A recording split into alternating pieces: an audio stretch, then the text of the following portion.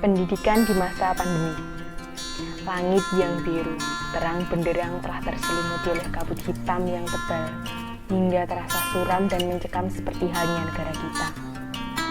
Beberapa bulan yang lalu negara kita dihebohkan dengan menyebarnya suatu wabah penyakit yang disebabkan oleh virus corona. Berawal dari munculnya wabah di salah satu kota di Cina yang kemudian meluas hingga ke berbagai penjuru dunia.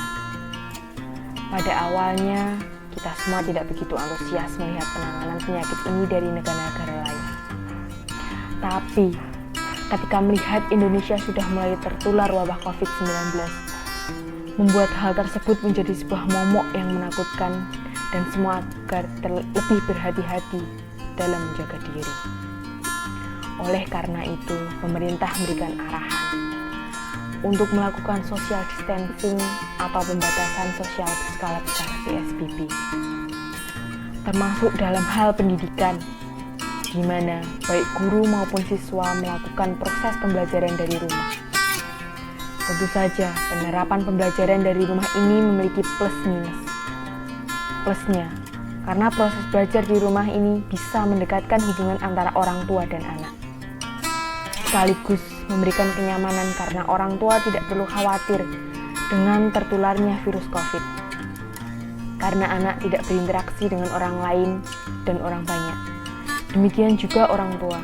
Namun di sisi lain, sebagai orang tua merasa kerepotan karena banyaknya tugas yang diberikan oleh pihak sekolah. Komisi Perlindungan Anak Indonesia atau KPAI menegaskan kepada pemangku kepentingan dunia pendidikan, terutama sekolah, agar memperhatikan sistem belajar di rumah selama pandemi COVID-19 dengan proses yang menyenangkan, tanpa harus membebani peserta didik. Karena apabila sekolah memberikan beban materi atau tugas secara berlebihan, maka hal itu dapat mempengaruhi kesehatan fisik serta mental anak didik. Namun pada kenyataannya, banyak siswa, terutama mahasiswa yang merasa sangat terbebani, seperti halnya menaiki gunung dengan memikul beban yang sangat berat. Karena para pengajar yang tidak mengenal waktu dalam memberikan tugas, hingga tugas terus menumpuk dan menggunung. Hingga akhir pekan pun tidak bisa beristirahat karena disibukkan oleh tugas yang begitu banyak hingga harus bergadang dan menyelesaikan tugas sesuai dengan deadline yang telah ditentukan. Mahasiswa bukanlah robot yang bisa terus menjalankan perintah kapan saja.